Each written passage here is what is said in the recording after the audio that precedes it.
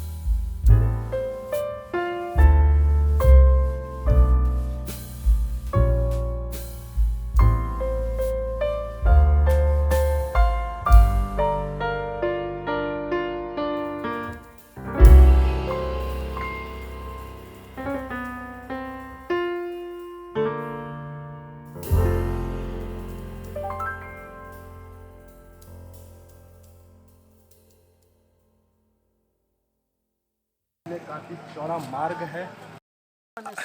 आप यहाँ से भी जा सकते हैं। हमारे घर के लिए 2 रास्ता है। जब हमारे यहाँ रोड नहीं थी तो यही एक मार्ग था घर जाने के लिए, लेकिन अब लोग अक्सर रोड की साइड से आते हैं। और सामने पे जो टावर दिखाई दे रहा है वहीं ऊपर पे माँ कालिका का मंदिर है, और आजकल वहाँ भी कीर्तन भजन हो रहे।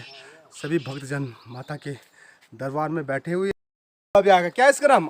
आशु। आशु आ गया क्या? देख तू बे अभी भी वाह, अभी डॉन आ गया, अंशु आ गया, और ये क्या है इसका नाम? अंशिका, ये भी आ गई। वाह, मानना पड़ेगा भाई। कभी मजा है जा तुम? हाँ, कभी मजा है जबल मत भी माँ हमारे तो अर्थ कीर्तन कीर्तन नहीं कीर्तन नहीं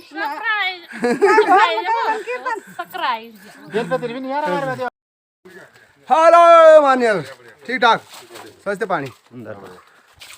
तो हम पहुंच चुके हैं कमसाल ग्राम सभा के बीच गांव में, और चौड़ा सा रास्ता से होकर हमें गुजरना पड़ेगा, गांव से होकर गुजरना पड़ेगा।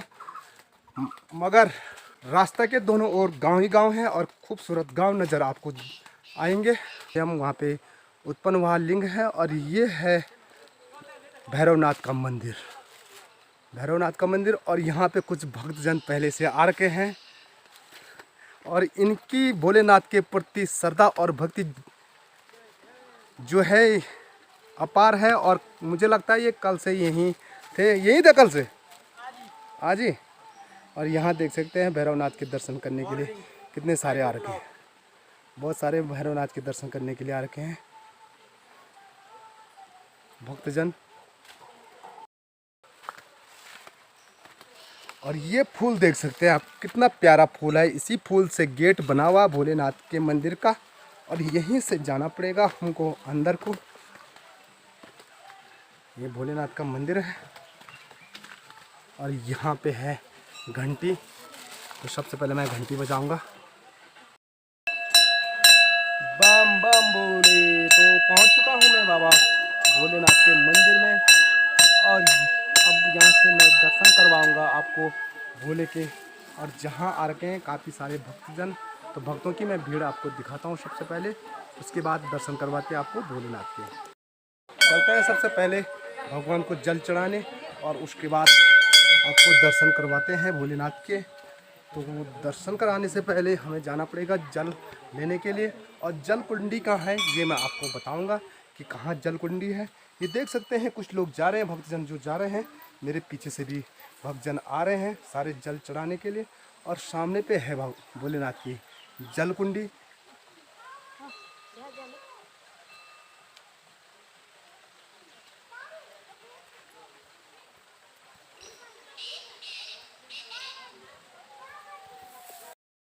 अब मैं भी भोलेनाथ के सबसे पहले मैं आपको दिखाता हूँ। तो अब मैं पहुँच चुका हूँ भोलेनाथ की जल कुंडी में, जहाँ से भोलेनाथ को जल चढ़ाया जाता है। यह एक छोटा सा मंदिर बना रखा है यहाँ पे, और इसके अंदर है कुंड।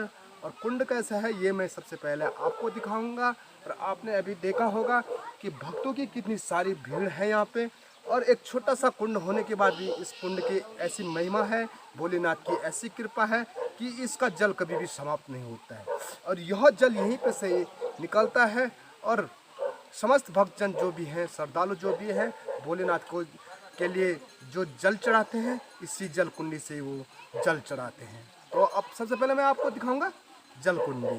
दर्शन कीजिएगा भोलेनाथ की वो दिव्य जल कुंडी जिसका जल कभी समाप्त नहीं होता है। छोटा सा जल कुंडी बना रखा, एक मंदिर का रूप बना रखा जिसके बाहर से, और इसके अंदर है एक छोटा सा कुआं छोटा है, लेकिन इस की एक भोलेनाथ की ऐसी महिमा है कि इस कुआं यानी इस कुंडी का जल कभी भी समाप्त नहीं होता है। ये देख सकते हैं छोटा सा कुंड है, और इस कुंड के अंदर छोटे छोटे आपको मछली भी तैरती दिखाई देंगे। और आप देख सकते हैं कहीं से भी जल नहीं निकल रहा होगा, कहीं से भी जल नहीं निकल रहा होगा। और ये जल कुंडी का एक सबसे बड़ी खासियत है कि इसके अंदर जो जल रहता है बस इतना ही जल रहता है, जबकि श्रद्धालु की आपने भीड़ देखी होगी सुबह से और शाम तक पूरे श्रद्धालु इसी जल कुंडी से जल ले जाएंगे, मगर जो जल रहेगा हमेशा इतना ही आपको देखने को मिलेगा। और भोलेनाथ की इस जल कुंडी का बड़ा महत्व है, सबसे बड़ा महत्व है कि इस जल कुंडी का जल कभी भी समाप्त नहीं होता है। तो ये मैंने आपको अभी दर्शन कराए भोलेनाथ के दिव्य जल कुंडी के, और सामने से और ढंग से मैं आपको जल कुंडी के दर्शन करवा लेता हूँ। ये चारों तरफ का दृश्य है जहाँ मैं आपको भोलेनाथ की जल कुंडी दिखा रहा हूँ। आओ आओ। और ये कुछ भक्त लोग, आइए देख सकते हैं, कुछ भक्त आ रहे हैं, जा रहे हैं, लोग जल चढ़ा रहे हैं। और भीड़ इतनी कि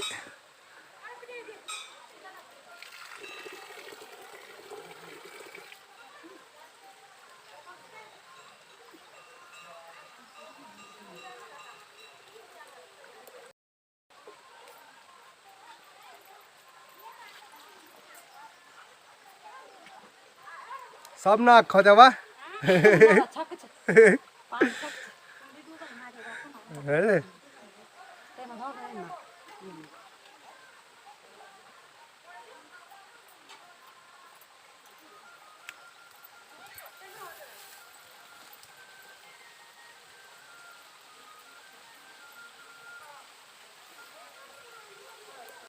अब मुझे भी जल चढ़ाना होगा और जल चढ़ाने से पहले हाथ मुंह धोना पड़ेगा। ये तो भोलेनाथ की कृपा है कि जहाँ जहाँ भी शिव मंदिर रहते हैं वहाँ वहाँ मुझे जाने का मौका मिलता है। और मैं आपको दिव्य दर्शन करवाता रहता हूँ भोलेनाथ के। और आपको भी आज मैं दिव्य दर्शन करवाऊँगा ऐसे दिव्य मंदिर के जहाँ पे उत्पन्न हुआ है भोलेनाथ का शिवलिंग, जिसे हम आपलिंग के नाम से जानते हैं। और इस मंदिर का नाम है कमलेश्वर महादेव मंदिर। और इस मंदिर की क्या मान्यता है, कैसे यह शिवलिंग उत्पन्न हुआ और कैसे यहाँ पे मंदिर बना, इसकी कहानी मैं आपको मंदिर में प्रांगण में सुनाऊंगा।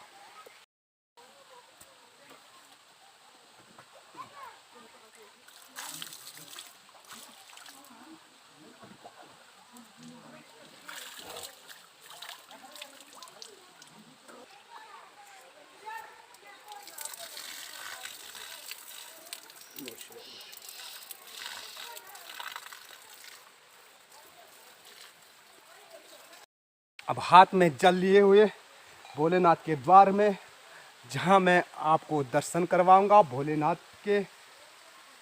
और देखिए आप भी इस मंदिर में कितनी सारी भीड़ रहती है।